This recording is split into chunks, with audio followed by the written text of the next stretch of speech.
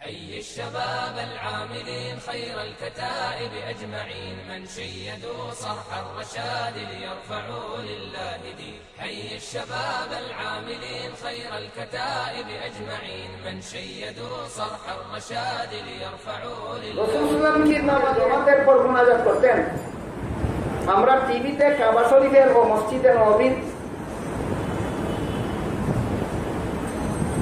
নামাজে দেখি, সেখানে জামাতের পর মুনাজাত দেখি না। শুনেছি হাটহাজারী মাদ্রাসা থেকে জামাতের পর মুনাজাতকে বেদাত বলা হয়েছে। এ ব্যাপারে হাদিসের আলোকে সবিনয়ে জানতে চাই।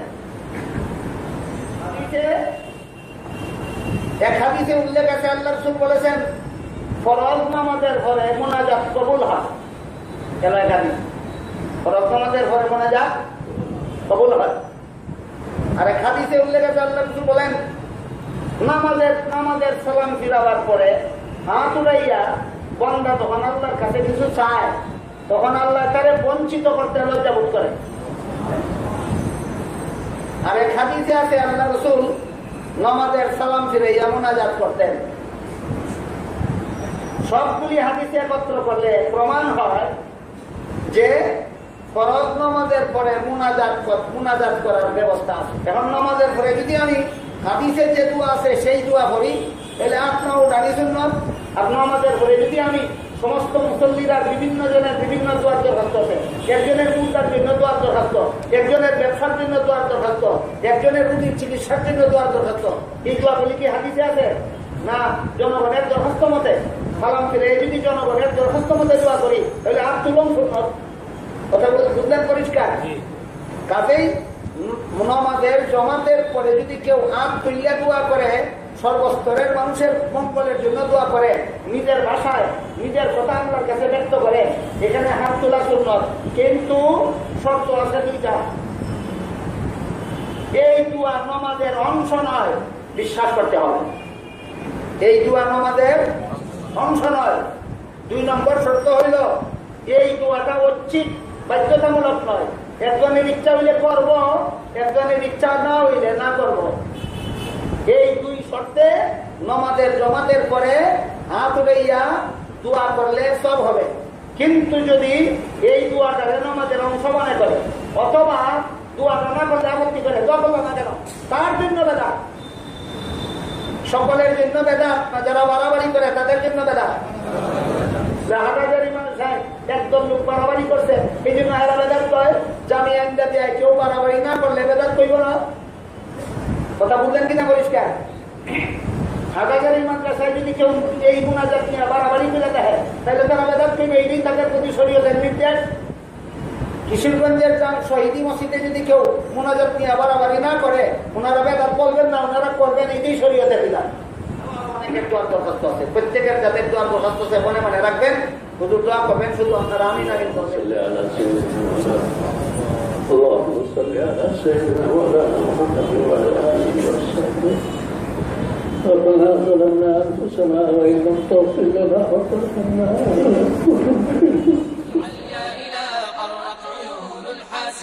والله جل يمدكم بالعون والنصر المبين. والله جل يمدكم بالعون والنصر المبين. والله جل يمدكم بالعون والنصر المبين. حي الشباب حي الشباب حي الشباب العاملين. حي الشباب. সর্বশেষ যে ভুলটা হয় সেটা হলো যে দলবদ্ধভাবে মুনাজাত করা। আমাদের দেশে বেশিরভাগ প্রায় সব মসজিদেই হয়। নামাজের পরে ইমাম সাহেব হাত উঠান, সাথে সবাই কি করেন? মুনাজাত করেন। আল্লাহ মাফ করুক, এই জিনিসটা আমরা অনেকে বুঝতে পারি নাই এখনো দেশে। নামাজের সালাম ফেরানোর সঙ্গে সঙ্গে কি জামাতের কার্যক্রম শেষ। নামাজের পরে রাসূলুল্লাহ সাল্লাল্লাহু আলাইহি ওয়াসাল্লাম অনেক দোয়া পড়ছেন, সেই দোয়াগুলো প্রত্যেকে যার যারটা শেষে পড়বে। কথা বুঝে আসছে? ইমাম সাহেব হাত তুলে দোয়া করা এবং তার সাথে সবাই মিলে একসাথে দোয়া করা, এটা বেদাত, জঘন্য বেদাত। কথা বুঝে আসছে কথা? রাসূলুল্লাহ সাল্লাল্লাহু আলাইহি ওয়াসাল্লাম বলেছেন, মান আহদাসা ফি আমরিনা হাযা মা লাইসা মিনহু ফাহুয়া রাদ। যে ব্যক্তি আমাদের দ্বীনি কাজে এমন কিছু কাজ করবে, এমন কিছু কাজ আবিষ্কার করবে যেটা আমরা করতে বলি নাই, তো সেই কাজটা প্রত্যাখ্যানযোগ্য, ওটা বাদ দিতে হবে। কথা বুঝে আসছে? অতএব নামাজের পরে দলবদ্ধ মুনাজাতের কোনো বিধান কোরআন এবং হাদিসে নাই। এখন মুশকিল আমাদের সাথে মসজিদগুলোতে আছে, ইমাম সাহেবরা করেন, এটা কয়েক কারণে করেন। এক হলো চাকরি বাঁচানোর জন্য করতে হয়, সত্য কথাটা বললে ওনার চাকরি থাকবে না। আমাদের দেশে কমিটির যে লোকেরা এরা বলবো, হুজুর আপনি একলাই বুঝে গেছেন, সারা দেশে যা করে তাই করেন, ঠিক না? সত্য কথাগুলো আমাদের দেশে আমরা বলতেও পারেন না, এটা একটা সমস্যা। আরেকটা হলো অনেক ক্ষেত্রে জানারও অভাব থাকে।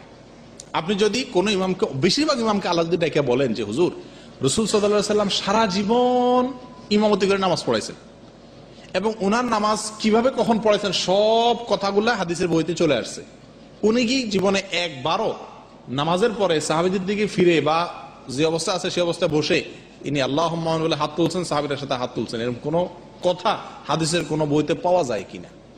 যদি পাওয়া যায় আমার সেই কোথায় পাওয়া যায় একটু লেখা দিয়েন, বাস এইভাবে বলবেন আদবের সাথে। আপনি নাই এটা বলতে যাবেন না, বলবে আপনি কি জানেন মিয়া, কয়টা পড়ছেন?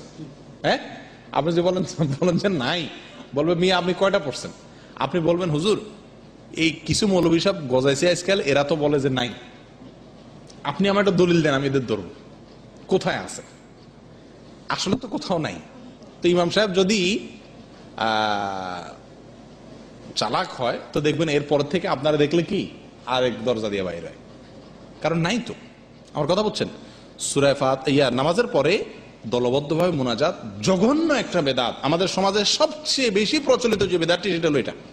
অর্থাৎ অন্য কোন বেদাত এতটা প্রচলিত না, এটা সমস্ত মসজিদগুলোতে আছে, দুই একটা মসজিদ বাদে। অতএব আল্লাহ তাআলা আমাদের সকলকে বেদাত থেকে হেফাজত করেন। যদি আপনি ইমাম তো না, আপনি তো আর মুনাজাত করে পড়াচ্ছেন না, যদি কোনো ইমাম সাহেব দলবদ্ধ মুনাজাত করেন আপনি কি করবেন? আপনি তার সাথে মুনাজাত করবেন না। সালাম ফেরানোর পরে আসসালামু আলাইকুম ওয়া রাহমাতুল্লাহ, আসসালামু আলাইকুম ওয়া রাহমাতুল্লাহ, নামাজ শেষ হলো তো, এরপরে অনেক দোয়া আছে রাসূল আকরাম সাল্লাল্লাহু আলাইহি ওয়াসাল্লাম শিখাইছেন, এই দোয়াগুলো পড়বেন, এগুলো মুখস্থ করবেন। কথা বুঝে আসছে? এই দোয়ার বইগুলো ছোট্ট একটা আকারে আছে 4-5 পৃষ্ঠায়, আমি ইনশাআল্লাহ শেখের কাছে পৌঁছায় দেবো। পর্যাপ্ত আপনাদের আশা করি 50-60 কপি বা 100 কপি দিলে সবাই পেয়ে যাবেন না? আজকে মনে নেই, আজকে নিয়ে আসতাম, আমি ইনশাআল্লাহ শেখের কাছে পৌঁছায় দেবো।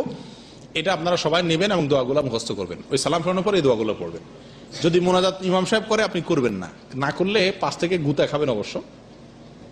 মোনাজাত না করলে পাশ থেকে কি করে ঠেলা দিবে, আঙ্গুল দিয়া, ওই বেটাতে মোনাজাত ধরছে না, এমনি করে ঠেলা দিবে। মানে কি মনে করবে যে আপনার হয়তো মনে নাই, এই জন্য আপনারা হয়তো উঠাইতে বলবে। বুঝে আসছে কথা? আবার ইমাম সাহেব নামাইলে সাথে সাথে নামাই ফেলতে হবে, না নামাইলে আবার সেটাও কি গুতা মারে শেষ, মানে ইমাম সাহেব শেষ। মূর্খতা এগুলা না জানা কারণে হয়ে থাকে। আল্লাহ আমাদেরকে হেফাজত করেন। কোরআন হাদিস আল্লাহ তাআলা আমাদের সকলকে শেখার তৌফিক দান করেন। সহি এবং সঠিকভাবে আল্লাহ তাআলা আমাদেরকে জামাতে নামাজ পড়ার তৌফিক দান করেন। والله جل يمدكم بالعون والنصر المبين، والله جل يمدكم بالعون والنصر المبين، والله جل يمدكم بالعون والنصر المبين. حي الشباب، حي الشباب.